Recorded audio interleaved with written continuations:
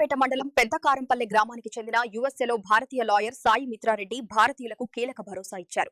తన స్వగ్రామంలో నిర్వహించిన మీడియా సమావేశంలో ఆమె మాట్లాడుతూ భారతీయులు అమెరికాకు వెళ్లే ముందే అక్కడి ఇమిగ్రేషన్ రూల్స్, వీసా నిబంధనలు పూర్తిగా తెలుసుకుని రావాలని సూచించారు. ట్రంప్ పరిపాలనలో ప్రతి వారం కొత్త నిబంధనలు అమలవుతున్నాయని, అవి తెలియక ఇబ్బందులు పడుతున్న భారతీయులు తనను సంప్రదిస్తే సరైన మార్గదర్శనం అందిస్తానన్నారు. ఇప్పటి వరకు వందలాది భారతీయులు తనను సంప్రదించగా వారి సమస్యలను విజయవంతంగా పరిష్కరించారని తెలిపారు. తన తండ్రి కేకే రెడ్డి స్ఫూర్తితోనే ఈ సేవా కార్యక్రమాన్ని చేపట్టినట్లు వెల్లడించారు. అందరికీ నమస్కారం. నా పేరు సాయి మిత్రారెడ్డి. నాది రాజంపేట. నేను ఇక్కడ పుట్టినాను. ఇప్పుడు యుఎస్ లో పెరిగి నేను అక్కడ లాయర్ గా నేను పనిచేస్తున్నా. నా సొంత ప్రాక్టీస్ ఉంది, దాని పేరు మిత్రా లా ఫర్మ్. నేను చాలా మంది మనోళ్ళకి, ఇండియా తెలుగు వాళ్ళకి చాలా మందికి మేము హెల్ప్ చేస్తున్నాము. అంటే ఇమిగ్రేషన్ రిలేటెడ్ ఏం ఇష్యూస్ వచ్చినా, ఏం ప్రాబ్లమ్స్ వచ్చినా మేము హెల్ప్ చేస్తాము. స్టూడెంట్స్ అయినా, అక్కడ వర్క్ చేసేదానికి జాబ్ చేసే వాళ్ళు వచ్చి, ఇప్పుడు అక్కడ సెటిల్ అయిన వాళ్ళు అమ్మా నాన్నని ఇక్కడ ఇండియా నుంచి తీసుకురావాలంటే టూరిస్ట్ వీసా మీద తీసుకొస్తారు. అలాంటి వాళ్ళకి అన్ని విషయాల్లో మేము హెల్ప్ చేస్తాము. స్టూడెంట్స్ ఇప్పుడు మెయిన్ గా అక్కడ వచ్చి చదువుకోవడానికి వస్తారు. ఇక్కడ బీటెక్, బ్యాచిలర్స్ డిగ్రీ చేసి మాస్టర్స్ చేయడానికి వస్తారు. మాస్టర్స్ అయిపోయిన తర్వాత వాళ్ళకి కొన్ని రోజులే ఉంటాయి. ఆ కొన్ని రోజుల్లో వాళ్ళు జాబ్ రావాలి. వాళ్ళకి ఆ జాబ్ రాకపోతే ఆ కొన్ని రోజుల్లో వాళ్ళకి మళ్ళీ కష్టాలు వస్తాయి.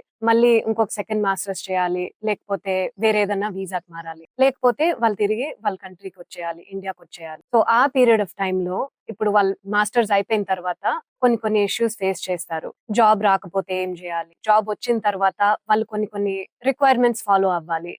ఇలాంటి జాబ్ చేయాలి, ఇలాంటి ట్రైనింగ్ తీసుకోవాలి, అలాంటివన్నీ చాలా స్ట్రిక్ట్ రూల్స్ ఉంటాయి. అవి ఫాలో అవ్వకపోతే ఇప్పుడు ఇమిగ్రేషన్ అనే గవర్నమెంట్ వాళ్ళతో చాలా స్ట్రిక్ట్ గా ఉండి వాళ్ళకి ఏదైనా ఇష్యూస్ చేస్తాయి. అలాంటి విషయాల గురించి F1 స్టూడెంట్స్, F1 అనేది స్టూడెంట్స్ యూజ్ చేసే వీసా. F1 స్టూడెంట్స్ నా దగ్గర, మా లా ఫర్మ్ దగ్గర చాలా సార్లు వస్తారు. జాబ్స్ చేసే వాళ్ళకి కూడా రకరకాల కష్టాలు ఉంటాయి. ఇప్పుడు H1B అనేది మెయిన్లీ మన ఇండియన్స్, తెలుగు వాళ్ళు జాబ్స్ చేసే వాళ్ళు ఆ వీసా మీద వస్తారు. ఆ వీసాకి చాలా స్ట్రిక్ట్ రిక్వైర్మెంట్స్ ఉంటాయి. ఇన్ని అవర్స్ పని చేయాలి, ఒకే ఒక జాబ్ చేయాలి, ఈ జాబ్ కూడా ఇలాంటి జాబే చేయాలి, వాళ్ళు ఏం చదువుకున్నారో ఆ చదువుకి తగినట్టే సంబంధించిన జాబ్ చేయాలి. అది కాకుండా వేరే బయట జాబ్లు 2-3 జాబ్లు చేస్తే వాళ్ళకి ప్రాబ్లం వస్తుంది. వీసా రివోక్ చేస్తుంది, గవర్నమెంట్ వీసా రివోక్ చేస్తుంది. లేకపోతే వాళ్ళు ఇంకా వీసా అయిపోయి వాళ్ళు వేరే ఏదన్నా మళ్ళీ చదువుకోవడం అలాంటిది ఏదైనా చేయాలి. ఇప్పుడు టూరిస్ట్ వీసా మీద వచ్చే వాళ్ళు మేము ఇప్పుడు చాలా రిజెక్షన్స్ చూస్తున్నాము. ఈ కొత్త అడ్మినిస్ట్రేషన్, ట్రంప్ అడ్మినిస్ట్రేషన్ లో టూరిస్ట్ వీసా కింద వచ్చే వాళ్ళకి కూడా చాలా మంది రిజెక్ట్ చేస్తున్నారు. టూరిస్ట్ వీసా మీద మీరు జస్ట్ విజిట్ చేయడానికి, యుఎస్ ని విజిట్ చేయడానికి రావాలంటే మీరు మెయిన్ గా ఫ్యూ థింగ్స్ చూపించాలి. ఒకటి, మీకు యుఎస్ కి వచ్చిన తర్వాత అక్కడ అన్ని ఖర్చులు పెట్టడానికి, తిరిగి చూడడానికి మీకు ఎనఫ్ మనీ ఉందా, అది మీ బ్యాంక్ లో చూపించాలి. అది కాకుండా మీరు తిరిగి ఇండియాకి వచ్చేస్తారు, అక్కడే ఉండిపోరు అనేది కూడా ప్రూఫ్ చూపించాలి. ఇండియాలో మీకు ఇల్లు ఉంది, మీకు ఫ్యామిలీ ఉన్నారు, జాబ్ ఉంది అనేసి అవి స్ట్రాంగ్ టైజ్ అంటారు. మీ హోమ్ కంట్రీకి స్ట్రాంగ్ టైజ్ ఉన్నాయా లేదా అని గవర్నమెంట్, ఇవన్నీ మీరు చూపిలేకపోతే ఇప్పుడు ఆ వీసా, టూరిస్ట్ వీసాస్ కూడా రిజెక్ట్ ఉన్నాయి. రకరకాల ఇష్యూస్ మేము చూస్తున్నాము ఈ కొత్త ట్రంప్ అడ్మినిస్ట్రేషన్ లో. ఎస్పెషల్లీ టూరిస్ట్ వీసాస్ కి ఇష్యూస్ ఉన్నాయి.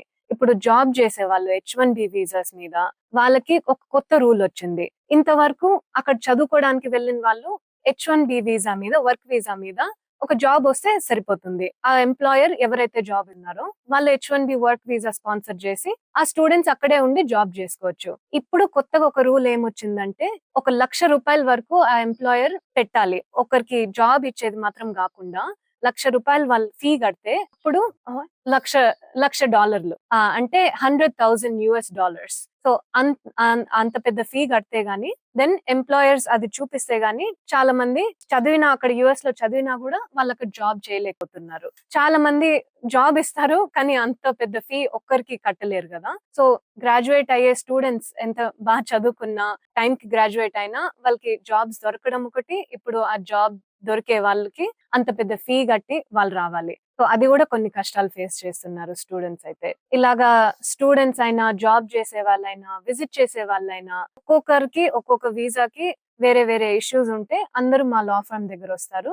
మేము ఏ విధంగా హెల్ప్ చేయగలుగుతామో అలా హెల్ప్ చేస్తాము. ఇప్పుడు కొందరు అక్కడ వీసా ఒక టైం వరకు ఉంటుంది, ఒక 1 year వీసా అలా ఇస్తారు. 1 year కంటే ఎక్కువ ఉండిపోతే దాన్ని వీసా ఓవర్ స్టే అంటారు. అది కూడా లాకి అగేన్స్ట్ వెళ్ళడం. సో అలాంటి సిచ్యువేషన్స్ లో లేకపోతే వీసాకి తగినట్టు రూల్స్ ఫాలో అవ్వకుండా ఏదైనా తప్పులు చేస్తే ఇమిగ్రేషన్ అండ్ కస్టమ్స్ ఎన్ఫోర్స్మెంట్ అని అది గవర్నమెంట్ వాళ్ళ పోలీస్ లాగా. ఆ గవర్నమెంట్ పోలీస్ అనే వాళ్ళు మన తెలుగు వాళ్ళనైనా ఇండియన్స్ నైనా అరెస్ట్ చేస్తున్నారు. అరెస్ట్ చేసి డిటెన్షన్ సెంటర్స్ లో పెడుతున్నారు. డిటెన్షన్ సెంటర్స్ అంటే ఏం లేదు, జైల్ లాగానే. కానీ ఓన్లీ ఇమిగ్రెంట్స్ కి, అంటే వేరే దేశాల నుంచి యుఎస్ కు వచ్చే వాళ్ళు. సో వాళ్ళని జైల్స్ లో పెడుతున్నారు. జైల్స్ లో పెడితే వాళ్ళు వాళ్ళ ఫ్యామిలీ మెంబర్స్ అయినా ఎవరైనా మనకు కాంటాక్ట్ చేయొచ్చు. నేను వెళ్ళి ఆ జైల్ దగ్గర వెళ్ళి వాళ్ళతో మాట్లాడడం అయినా, లేకపోతే జడ్జ్ ముందర వెళ్ళి వాళ్ళని ఎందుకు రిలీజ్ చేయాలి, వాళ్ళు రిలీజ్ చేసిన తర్వాత వాళ్ళు ఇండియాకి వెంటనే బయలుదేరుతారు, వాళ్ళకి ఇండియాకి వెళ్ళడానికి డబ్బులు ఉన్నాయి, అవన్నీ చూపించడానికి నేను జడ్జ్ ముందర వెళ్ళి సో జైలు నుంచి రిలీజ్ చేయడం అయినా, లేకపోతే వీసా గురించి ఏదైనా కష్టాలు ఉన్నా, ఇమిగ్రేషన్ వాళ్ళు పట్టుకున్నా, అలాంటి వాటిలన్నీ మా లా ఫర్మ్ హెల్ప్ చేస్తుంది, ఇన్వాల్వ్ అవుతుంది.